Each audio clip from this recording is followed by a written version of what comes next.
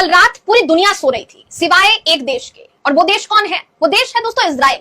Israel की नींद उड़ा के रखी है ईरान ने। लगातार मिसाइल अटैक से, लगातार हो रही बमबारियों से इजराइल इस वक्त एक तरीके से ऐसी स्थिति में आ गया है कि घुटनों पर आ गया है दोस्तों। ये वही इजराइल है जिस इजराइल ने लगातार बिना कुछ सोचे समझे गजा को मलबे में तब्दील कर दिया दोस्तों। और इसमें कोई दो राय नहीं है, पूरी दुनिया इस बात को जानती है। इजराइल को लाख मना करने के बावजूद भी वो अपनी करनी पर अड़ा रहा। अब ये जो पूरा का पूरा खेल चल रहा है दोस्तों, इसमें खबर ये भी सामने आ रही है कि इजराइल के जो प्रधानमंत्री है बेंजामिन नेतन्याहू, वो देश छोड़कर भाग गए हैं, ऐसा भी कहा जा रहा है। अब इस बात में कितनी सच्चाई है कितनी नहीं, इस बात की पुष्टि तो फिलहाल नहीं की जा सकती, लेकिन तमाम जो खबरें सामने आ रही है बहुत कुछ बयां करती है। कल रात जब पूरी दुनिया सो रही थी तो इजराइल में तबाही का मंजर किस कदर पसरा था, ये इस खबर में मैं आपको एक एक तस्वीर के जरिए दिखाऊंगी, इसलिए आखिर तक इस वीडियो को जरूर देखिएगा। नमस्कार, मेरा नाम है जयंती झा और आप देख रहे हैं टाइम्स एक्सप्रेस। दोस्तों, लगातार ये खबरें आम हो गई थी कि इजराइल ने गजा पर अटैक कर दिया।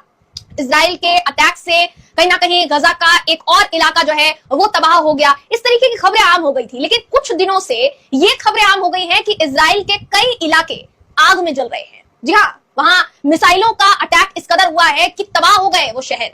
इजराइल जो चमचमाती इमारतों से सजा हुआ था, उन्हीं चमचमाती इमारतों में रात के अंधेरे में मिसाइल अटैक करके ईरान ने इजराइल की नींदें उड़ा दी है। हम आपको इस खबर में सारी चीजें बताने वाले हैं कि क्या क्या मामला जो है सामने आ रहा है। सबसे पहले तो देखिए, आपकी स्क्रीन पर इस समय मैं आपको ये दिखा रही हूं कि किस तरीके से कहा यह जा रहा है कि ईरान इजराइल युद्ध में तीसरे दिन जो है वो प्रचंड प्रहार हो रहा है और इजराइल लगातार ईरान की तरफ से किए जा रहे हमलों को झेल रहा है। इजराइल का डिफेंस सिस्टम जो है वो सबसे ताकतवर माना जाता था अभी तक पूरी दुनिया में, लेकिन ईरान द्वारा किए जा रहे हमलों की वजह से अब ऐसा लग रहा है दोस्तों कि इजराइल के तमाम जो डिफेंस सिस्टम से जुड़े जितने भी दावे थे वो अब दावे खोटे साबित होते हुए नजर आ रहे हैं। ये मैं क्यों कह रही हूँ, ये तमाम तस्वीरों से समझ में आ रहा है। एक तस्वीर सामने आई है जो हमारे सहयोगी ने भी आपको दिखाई, उस तस्वीर में साफ साफ नजर आ रहा है कि एक बिल्डिंग है और उस इमारत पर, चमचमाती इमारत पर अचानक से मिसाइल आकर गिरती है और वो जो इमारत है वो टुकड़ों में बढ़ जाती है, गिर जाती है। आपने वो तस्वीर देखी होगी, हमने इससे पहले आपको दिखाई है। इसके अलावा और भी कई तस्वीरें सामने आ रही हैं और उन तस्वीरों के जरिए दावा यह किया जा रहा है कि इजराइल के कई शहर जल रहे हैं इस वक्त। हम आपको एक और तस्वीर दिखाते हैं। रिकॉर्ड टीवी अफ्रीका नाम के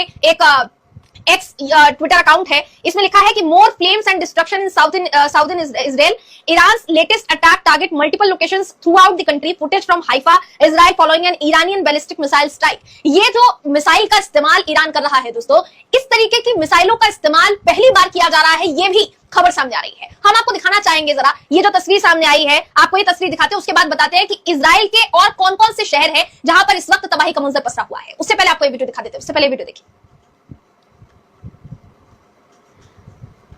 तो जैसा आपने देखा, आपको नजर आया होगा कि जो आग है वो किस कदर लगी हुई है और पूरे के पूरे इजराइल में कहीं ना कहीं दोस्तों कहेंगे आप तो इमरजेंसी लगा दी गई है। वहां पर जो है लोग अपने घर से बाहर निकलने से उनको मना कर दिया गया है, क्योंकि कई ऐसे रिहायशी शहर भी हैं जो इन तमाम हमलों की चपेट में आ रहे हैं, ईरान द्वारा किए जा रहे हमलों की चपेट में आ रहे हैं। मैं आपको ये दिखाना चाहूंगी, देखिए एनडीटीवी इंडिया की खबर है जो कहती है कि इजराइल और ईरान के बीच मिसाइल हमले तेज हो गए। तेहरान ने फिर कहा कि परमाणु हथियार बनाना उसका मकसद नहीं है। आपको ये दिखा देते हैं कि देखिए इजराइल और ईरान के बीच जो जंग जारी है उसमें पता चल रहा है कि लगातार हो रहे हमलों की वजह से ईरानी राष्ट्रपति ने यह कहा है कि तेहरान परमाणु हथियार नहीं चाहता, लेकिन अगर आप ये कहेंगे कि हम परमाणु से आप पर हमला करेंगे या आप पर परमाणु अटैक करेंगे तो फिर हम भी पीछे नहीं रहेंगे, ऐसा ईरान का कहना है। देखिए अगर बात की जाएगी रॉयटर्स की, तो रॉयटर्स की रिपोर्ट के मुताबिक ये सामने आया है कि ईरान के राष्ट्रपति हैं मसूद पेजेशकियान। इन्होंने ये कहा है कि ईरान का परमाणु हथियार विकसित करने का इरादा नहीं है, लेकिन वो परमाणु ऊर्जा और अनुसंधान के अपने अधिकार को पाकर रहेगा। पेजेशकियान ने सामूहिक विनाश के हथियारों के खिलाफ ईरान के supreme leader Ayatollah Ali Khamenei के धार्मिक आदेश को दोहराया है। इसके अलावा देखिए खबर यह भी है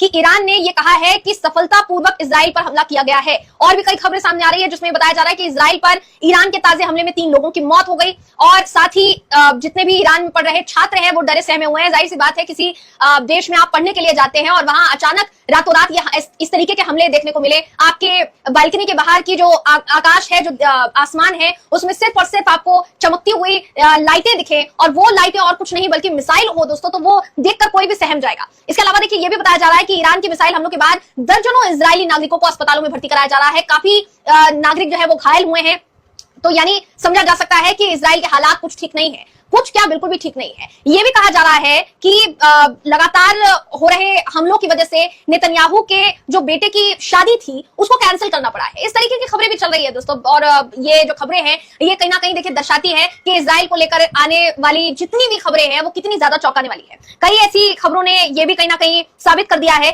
कि ये बड़े युद्ध की आहट है, क्योंकि ये छोटा मोटा हमला नहीं है दोस्तों। ऐसा नहीं है कि ईरान की तरफ से शुरुआत की गई, शुरुआत इजराइल की तरफ से की जाती है। इजराइल की तरफ से जब परमाणु हमले की धमकी दी जाती है तो ईरान कहता है कि हमारे साथ पाकिस्तान है, अगर तुमने हमारे ऊपर हमला करने की कोशिश की तो फिर पाकिस्तान के पास जो परमाणु है, पाकिस्तान हमारे लिए तुम्हारे ऊपर परमाणु बम से हमला करेगा। ये ईरान का कहना है दोस्तों। और पाकिस्तान जो है इसमें कितना भूमिका निभाएगा कितना नहीं, आने वाला वक्त बताएगा। आपकी जानकारी के लिए बताना चाहूंगी कि G7 समिट होने वाला है कुछ ही दिनों में, और G7 समिट में शामिल होने के लिए खुद अमेरिकी राष्ट्रपति डोनाल्ड ट्रंप भी पहुंचेंगे।